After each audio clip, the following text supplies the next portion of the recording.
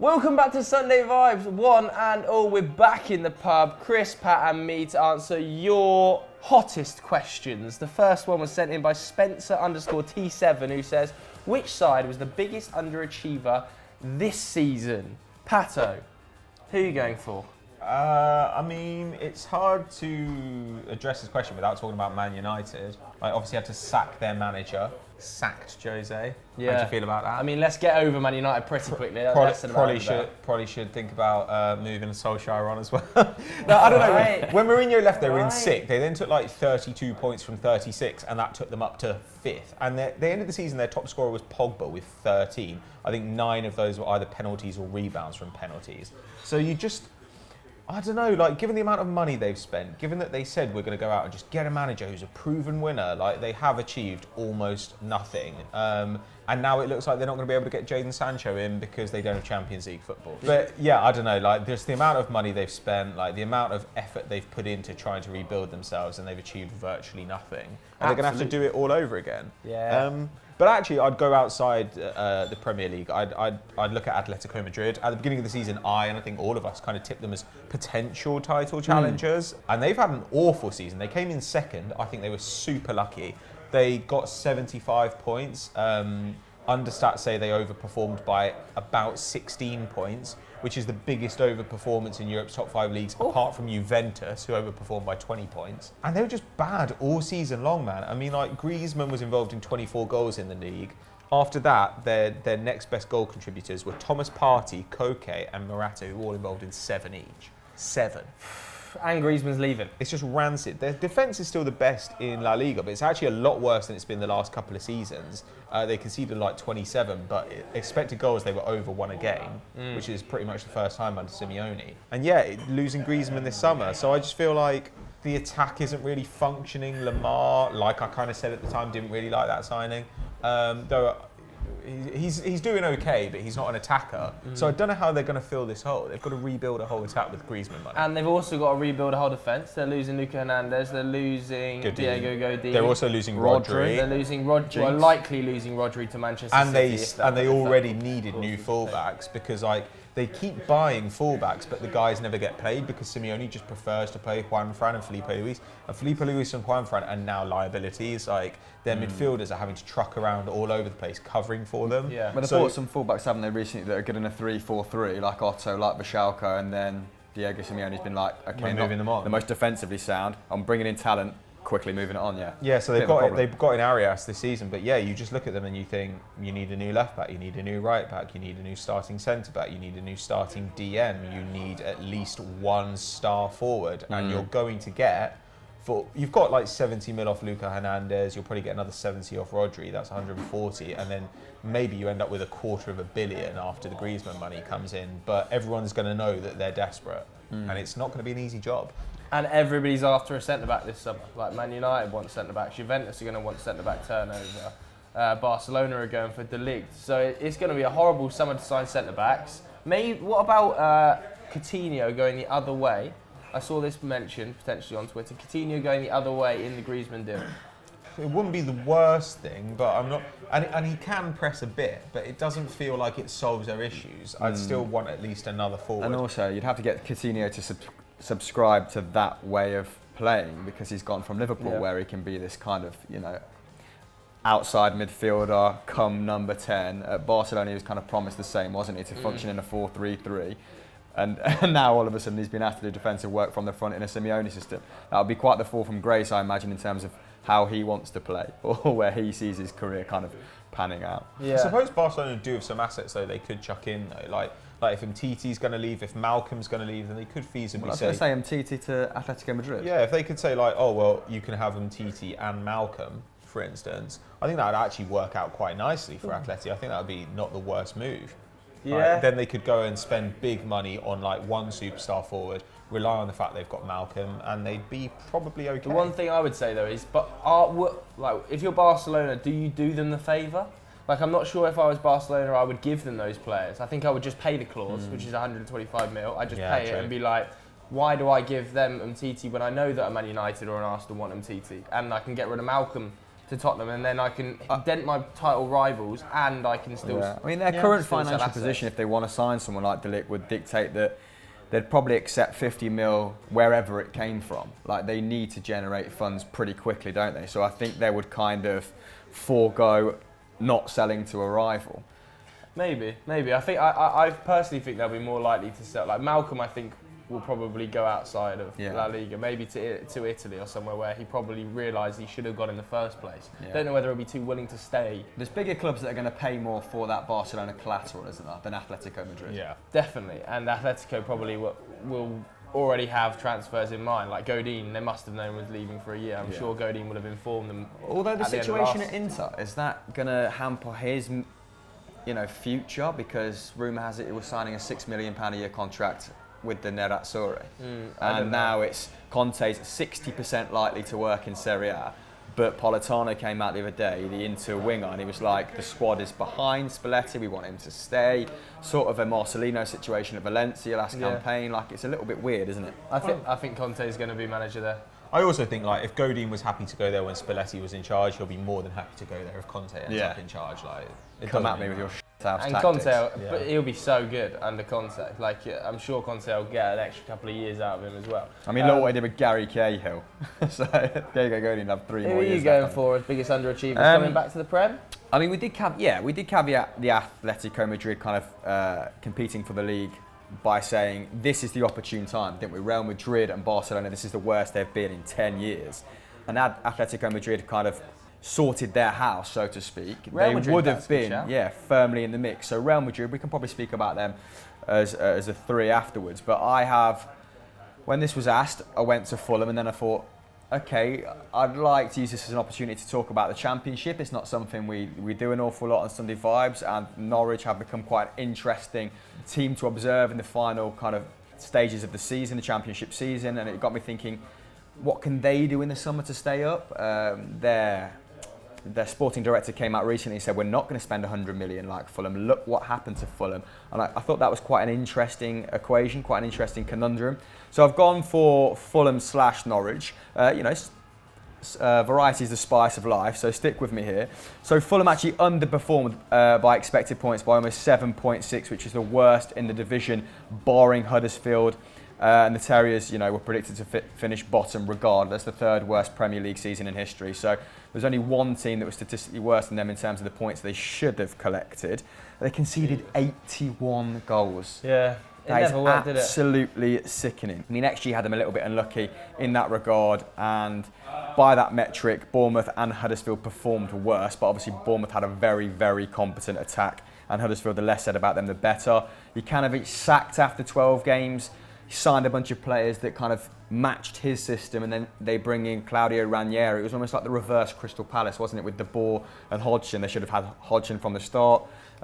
Maybe had Fulham gone with someone like Ranieri from the start and signed other personnel. This sort of mid-season reshuffle might have had some effect. They're not signing a centre-back, didn't it? I mean, they signed, who did they go for? People like, Le Marchand, and I'll get onto the summer signings in a moment, but Ranieri, 3 wins in 16. Parker came in, didn't he? The 3rd manager of the season. You can't talk about an underachieving side without mentioning a team that gets through 3 managers in one season, all with very different philosophies as well. Parker has pitched himself as kind of a halfway house between Ranieri and Jokanovic, hasn't he? Just like a very sound defensive unit. But the summer recruitment, Le Marchand, Seri, Fabry, Mitrovic, Mawson, Anguissa, Schürrle, Chambers, Fosu Mensah, Sergio Rico, Vieto. There's some decent talent in there. I like who have put up decent numbers, and we liked them at the time. But it is this change of system that has kind of let the players down in some regard. This lack of, I suppose, a clear sense of direction from the board. If they were backing Jokanovic to spend £100 million, then in my opinion, why don't they do what Burnley did with Sean Dyche? Back him all the way, and if they go down, back him to bring you back up, so to speak.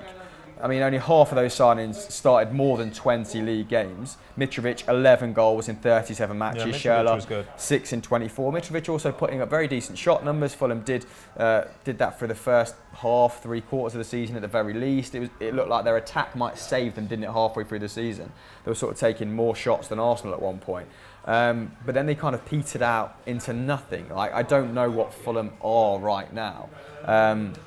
Which is a big problem. Yeah, grim is probably the best term to use. Obviously, Babel came in 5 and 16. Maybe if he'd been there at the start of the season and kind of continues to put up these numbers, they might have been in with a shout of survival. But even that is an obscure scenario, isn't it? Where Ryan Babel is sort of digging you out of holes, aged 31 now, 32, and having played in Turkey for a large part of his career. But just that line from Stuart Webber got me thinking. One, I want to have a little look at Norwich's numbers coming up as champions. It can be useful to see where they kind of excel and what they need to do or who they need to add to make Premier League survival, actually viable. So I've had a look at their numbers, hence why I've got a bit of paper here. I'm not going to pretend like I can remember championship numbers. Definitely haven't got a vested interest, but it's been interesting this season. Maybe get into it a little bit more next season. So they've averaged 2 goals a game. A bit lucky on that front. XG puts it closer to 1.5, but Timu Pukki and his performances have probably had something to say about that. So he has actually scored, 20 plus goals, and only 16 of his 138 shots came from outside the box. So working it into the box, carving out decent goal-scoring opportunities doesn't look like something that the Canaries struggle with, at least at championship level. But they are conceding 13 shots a game, which is actually the 9th worst in the championship. And a StatsBomb article I read on Norwich does suggest they have a pretty soft centre and that teams find it quite easy to wade through them and carve out decent opportunities from sort of the edge of the box. So I've gone looking for a CDM. We'll come to that in a minute. Took a closer look at a few of their more interesting players, like Marco Stiepermann, for example, a 28-year-old. He's had a very, very productive season, sort of a Pascal Gross-esque journey to the Premier League, kicking about the German second division with Greuther Fürth for a little bit. He has put up 10 goals and 16 assists from 6 assists from central midfield, starting 39 of the Canaries Premier League games. There's Emiliano Buendia, 8 goals, 12 assists, the second highest expected goals and assists in the team, and the first for defensive pressures with 24 a game. Loads of tackles as well, like in a wide area. He's almost like a Felipe Anderson a little bit. Yeah, and he's kind of Daniel Farke's secret weapon in terms of leading the press, being a press trigger. He's a really busy defensive presence on that right-hand side. So Argentinian, 22, I believe, so definitely one to watch in that regard and be interesting to see whether he can make that step up. And as I'm trying to get through the section, apologies for the drilling and the kind of noise in the bar as well, but we're going to soldier through.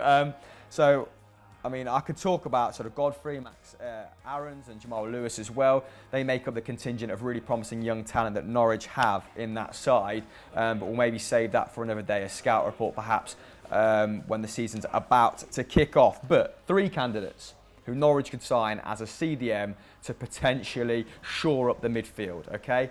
Because that is an area that's easy to identify in terms of improvement needed. So Otavio from Paulo Sousa's Bordeaux, 5.4 tackles and interceptions per league game, 55 passes per game, and we know that Norwich play sort of a quick passing game, don't we? So they need adept technical passes of the ball. 90% pass accuracy in that regard. 3 long balls and decent numbers in the Europa League as well, which is always a bonus, isn't it? And then Santiago Asasibar at Stuttgart. Argentinian, mainly him and Buendia can strike up a little bit of a friendship. 4.6 tackles and interceptions, 41 passes per game. He also is only 22, so I mean, plenty of room for improvement. One spit on per 90. Do you not think they'll just stick with Tom Treibel, like the German defensive midfielder? Because he's got really big defensive numbers this season and was pretty solid for them in the centre of the park. I mean, I'm not going to profess to having an acute tactical awareness of Daniel Farke and how he can change his current personnel to fix the problems in that squad. That might very well be his thinking. And like Stuart Webber has said, they're not going to spend big. But I've gone for guys that just might help out in that regard, might be an option. People that are outside shout, so to speak, and no one kind of fits the billing more than, I don't know if you've heard of him or if you've done some research on him in your scripting, Pato, but Ludovic Rees. 26 apps for Groningen this campaign. They finished 8th. He's 18, 6.3 tackles and interceptions. His passing definitely needs to improve. It's around 70% from 31 passes, with a key pass every other game. But for an 18-year-old to be putting up those interception numbers is absolutely phenomenal. Just like the drilling outside. Hence why we're looking for a new studio for Sunday Fives. Joe, do you want to come and relieve me of this drilling misery? Because I think we're all sitting here thinking, I hope you can't hear this through the screen. Yeah, it really is pretty bad. I'll go back to the question anyway, coming away from the Championship. I think one of my biggest disappointments has been Southampton. Like, at the start of the season, we all kind of expected it there. That's the worst thing, I think, is like we all knew that Mark Hughes was a poor appointment on a permanent basis, that they shouldn't have put their eggs in his basket when they did. We all got proven right, didn't we? Obviously, one in his first 8, something like that, up until Christmas sort of time. He was just grim football. The club wasn't happy, the players weren't happy. He was a horrible appointment in the first place. So I think that was pretty disappointing. So I really like Southampton, and I think they have got some interesting assets in their squad that Mark Hughes was obviously underutilising massively. Don't think they had a particularly great summer either, to be honest. I was looking at some of their signings today. I'll go through the list. I think Angus Gunn, semi-successful. Only really kicked on since Hasenhüttl's taken over, obviously in and out of the side, kind of sharing responsibility with McCarthy. I think you'll probably see Fraser Forster leave this coming summer. He's an asset you don't really need at the club. They've still got 4 keepers in their first team squad, which I think you'll probably see drop one of this summer. Probably Fraser Forster if any of them are going to go.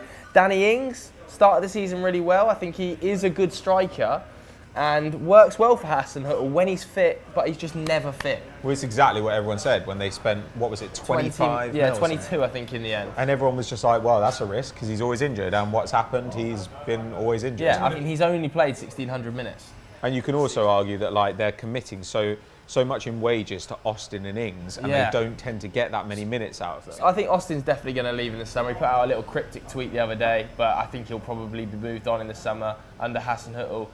Don't think he quite offers enough in terms of his off-the-ball work as a forward in Hasenhüttl's system either.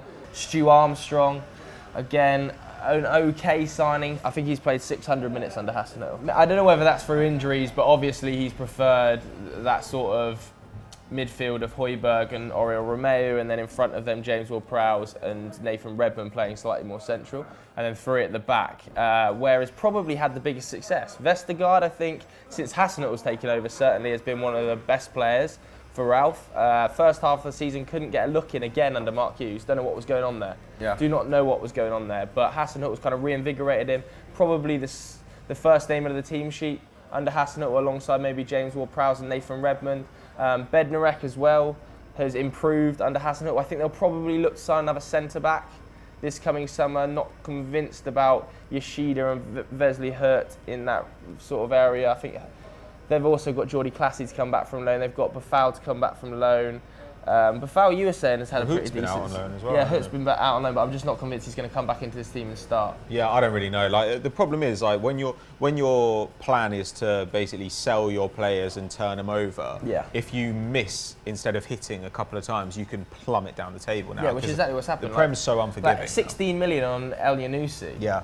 Who I think he's an interesting talent, but he's got a bit of a Sofiane Buffal vibe about him, where obviously fairly decent underlying numbers, but not fancied in that Southampton team. Yeah, they seriously need to nail like 2 attacking transfers this summer. Yeah, 100%. Like they're gonna move Charlie Austin on. I'd imagine they're gonna move El Yanusi on just to try and get some of that £16 million back while they still can. Like I said, they've got Wesley Hurt to come back. He might play a role, but I'm unconvinced. I think they'll try and move Jordi Classy on. They'll probably try and get a permanent deal for Buffal signed off to Celta Vigo if that can happen. So they will be looking for forwards, and the forwards they've been linked to, I think, are quite exciting under Hasenhüttl. He's talked about the need to get rid of Deb Wood. Mitrovic is heavily linked to them, to the tune of about £20 million, something like that, £25 million, which is obviously more than Fulham bought him for. After so the that'd be a good move. After the season he's had, they can probably be upping that a little bit more. Yeah, I think that'd be a really good move. What is he now, 24? Yeah, 25? he's still not old. Still not too old, and I think he would probably be a decent lone striker if that's the situation he wants to operate with. The other one is, of course, Augustin from RB Leipzig, where Hasenhüttl has worked with him before, probably third choice in the pecking order there. Not sure how keen Leipzig will be to sell if they do end up moving on Timo Werner, which will probably happen this summer. Whether or not they'll be happy to lose him and Werner in one window with only having Poulsen really as a nailed-on name on the team sheet, I think would be a bit of a risk for them. But if they can get that deal done for Augustin, then that would be a great signing. Some other names they've been linked with heavily. Rogic from you boys. Good enough for Southampton? I mean, technically, yes. Like, he's a very, very technically proficient player, really nice passer. However, I do wonder if the Premier League is beyond them in terms of physicality, because he's often hauled off after 60, 65 minutes in domestic, league games in Scotland. So, big question marks as to whether he'd make a huge impact. Like, he does strike me as a Southampton sort of player, and one that could be a useful squad player. Reminiscent of the kind of effect that Ki Sung-yong had when he moved to Swansea and Sunderland. He's playing for Newcastle now, isn't he? But yeah, he's good enough, but I certainly wouldn't make him a primary target. There's a few others that Aaron Moy has been quite heavily linked from Huddersfield, and Pascal Gross as well has been. I'm not seeing a consistency with these targets though. No, it's a bit sporadic. Mitrovic is a target man when he prefers. But I was reading some quotes from Hasenhüttl. He said in his sort of end of season awards speech or whatever that I think he admits basically he's got a massively bloated squad, which he 100% has. Specifically if players come back from loan and aren't transferred out quickly. And I think loads of English papers recently have been like, Southampton are going to go back to the signing English youngsters from lower leagues and trying to develop them. And Hasenhüttl was like, that's not my game plan. I think he's going to try and sign smart. I wouldn't be surprised if he goes into Germany and signs like 28-year-olds just that can come in and have more immediate impacts than trying to get youngsters into the team, because the coaching setup at Southampton just isn't good enough for him. Like he was talking about the other day, when he first took over at RB Leipzig in the second tier, he was like, the coaching setup there is better than Southampton. He's going to be used to like really drawn up thinking, isn't he? Yeah, from top to bottom. And it's just not Southampton, we know like Les Reed's gone and it's just kind of. Yeah, so I think Southampton will be disappointed with their season. Not good enough to win 9 games in the Premier League is not really good enough. I mean, Cardiff won 10. So Southampton fans will be disappointed. But having said that, Hasenhüttl I think has taken 30 points since he took over, so there'll be reasons to be hopeful. Either way, disappointing season. Should we talk about Real Madrid as well while we've got a bit of time? Yeah, we can zip through Real Madrid, can't we? Because they've been crap. Sure, but on the other hand, like they're a little bit like Fulham as well, where like Fulham should be better, but Fulham also should be better off than they ended up, and like Real Madrid probably should be a little better off than they ended up. Like, I mean, you look at that league is just topsy-turvy this year. Like you've seen teams like Getafe and Alaves and Espanyol like really climbing the table. Valencia had a horrible first half of the season. Sevilla were incredible the first half and then fell off. So I just think Spain has been like the kind of chaos league this year. There's normally one. Last year it was Germany. So, I mean, Real are just all over the place, and we know exactly what they need. They need at least one superstar forward. The question is whether they actually go and do it. It looks instead like they're going to go and get somebody really good, like Eden Hazard, but not necessarily a goal scorer. They need a goal scorer. I think they're going to get Eden Hazard and Luka Jovic. If they get both of those, then that's fine. But I don't know. Then I do actually think there's work to do, because Hazard's 28, and he's not going to be, like, carrying you for the next 7 or 8 years, which is the kind of player they should be looking for. Really. I suppose he does buy you the year, I think. He does buy you the year that you've just lost. They should have been preparing for this squad turnover last year, and getting someone in of that calibre, I think, kind of hauls a bit of time back. We were talking about this on Hot Takes. For 100 mil, it's not that bad. Yeah, it's great. We're talking about this on Hot Takes. It obviously signals the end of, Brahim Diaz's kind of fledgling career on that left-hand side if they do bring Eden Hazard in. But I think Vinicius would be playing there anyway if he was there. I think Vinicius should play point, man. Anyway, that's neither here nor there. But we were looking at sort of their numbers a little bit closer in comparison with Barcelona. Obviously, Barcelona being the top dog, but I mean, even their numbers aren't as good as years gone by. So they flatter to deceive a little bit. But Barcelona scored 20 more goals from open play than Real Madrid. 20 more goals. I mean, 100 million for Eden Hazard gets you probably at least 15 of those, extra goals, doesn't it? And then Barca bringing Griezmann. Yeah, it's also required a very, very good season from Benzema, given his kind of recent levels. With I mean, with Barcelona, you maybe expect their numbers to stay the same with sort of Suarez's drop off. You know, Suarez and Griezmann probably won't play in the same side. I'd imagine there's going to be an element of rotation. Saying that, I can still see them, you know, playing Suarez for a lot. You know, him clocking up a lot of minutes for another 18 months at the very least. Yeah, I mean, it's hard to join up Barcelona's kind of plan, but Real Madrid concede less shots, take more shots than Barcelona. This is a dysfunctional Barcelona, and Real Madrid, with just a little bit more kind of tactical nous and one or two players, like Pato has said, can catch up quite easily. Barcelona have missed the opportunity to pull ahead of Real Madrid. They've tried to do it with the signings they've made. They've thrown money at kind of trying to create a dynasty, haven't they? But I don't think Valverde was the man to usher that in, but well, yeah, we'll see. Either way, who do you think has been your most disappointing team of the season? You can let us know in the comments below and we will get back to you. That drill is in my head. Moving on to quick fire questions then. We're starting with FLJ10 and Sam Goz. Don't know whether that's one person or two accounts. Okay. Who both have said, what position was Branislav Ivanovic better at? Right back or centre back? What a first quickfire question. One of the best of all time. This. Right back. Right back. I think right back. I think he's In more that of very a specific Cesar system. Azpilicueta. Right back. Booty on the guy as well. Yeah. Absolutely unbelievable. What a thick boy. I mean, he was better as a second striker, to be honest. When he played right back, he was When like did he play as a second striker? When he was a right back, he was basically playing as a forward. Do you not remember how he was just banging goals that one season? It was because he was playing right back. He had an incredible engine, didn't he? He was that under when he was for a doing big guy. He did under Mourinho.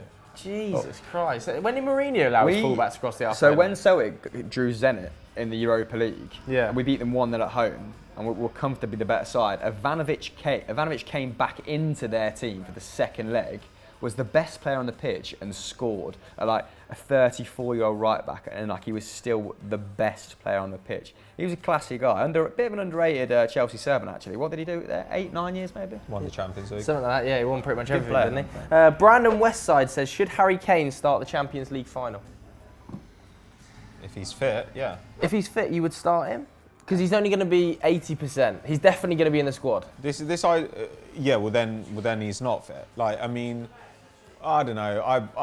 If you can get 60 minutes out of Kane, do you start him? Yes. On the off chance that. Probably. I mean, he's 60% Kane is still better than 100% Llorente. Lucas Moura can still play in the side, can't he? Yeah. Wide right. Yeah, I still don't want to rely on Llorente and Moura. Like, you know, they've obviously got some value, but like Pochettino managed to get magic out of them. That doesn't mean that you can expect magic from them every game. That's why they're not superstars. And also, I mean, I don't want to overstate it, but the fear factor that comes with Kane, he maybe occupies Van Dijk, and that maybe makes Liverpool's defence, you know, a little bit more vulnerable if you're kind of looking for those fine margins and a chink in their armour. If he's occupying Harry Kane, if Harry Kane is occupying Van Dijk, then maybe, you know, a Son can sneak in or a Lucas Moura can sneak in when Robertson and Trent are bombing forward, and whoever, you know, Dejan Lovren or Joel Matip is just, you know. I'll play the devil's advocate. I think he would be better suited coming off the bench in the Champions League final, kind of having an impact. But then you're bringing him on if you need a goal. Yeah. Really. And I think that's not a situation I want to be in. Like, if I need a goal against Liverpool and I'm bringing on Kane, I'd actually rather like play with pace through the wide guys. Especially with like Moura and Son. If you get that first goal, if Kane gets you that first goal, you want Liverpool to be chasing the game, don't you? Because they have to commit more going forward. I feel like that's Liverpool's only kind of weakness, isn't it? If you take the lead, they have to commit a little bit more. Oh, it's an interesting one. You can vote in a poll up there, let us know as well. Dawson ML1 says, do Mason Mount and Reece James have a chance at Chelsea next season? I think everyone's got a chance at Chelsea next season because Sarri doesn't really care about the names. I think he's just going to play who he likes. Azpilicueta is still great, so I'm not sure how many minutes Reece James is going to get. And they'll have Champions League minutes too. So actually, there are going to be quite a lot of minutes to go round. Yeah. Mason Mount, yeah, probably. If Loftus-Cheek is out for a prolonged period of time, which it seems like he might be, and if they can't bring in another midfielder because of a transfer ban, then I imagine they'll want an attacking guy to fit into that midfield three, and it does seem like Mason Mount's quite well suited to that. Yeah, Kovacic is going to go back, I think. The only problem I suppose might be is if he prefers Barkley in that role. I heard this morning that Chelsea were thinking about making the Kovacic transfer permanent because obviously one of the few players players that Might they not be can't- able to, though. Yeah, but apparently it bypasses that rule because he's already registered and they won't have to re-register him. But then why can't they keep Higuain? I don't know. This was just in an article I saw this morning. Apparently it's feasible to sign Kovacic, but because they want to make it separate from the Hazard deal. I mean, yeah, maybe if you could get him. But I think Mason Mount would be really nice on that left-hand side of the midfield. He's the a more baller. attacking He's man. a proper baller. Yeah, he was amazing in that playoff semi-final against Leeds, second leg. He was one of the best players on the pitch for sure. Reece James, though, I agree with Pato. I don't think he's quite there yet. I think Cesar Azpilicueta is going to still start 35 games next season for Chelsea. Almost certainly. If Reece James can get a slightly more high-profile loan deal, I think that would be the best next step for him.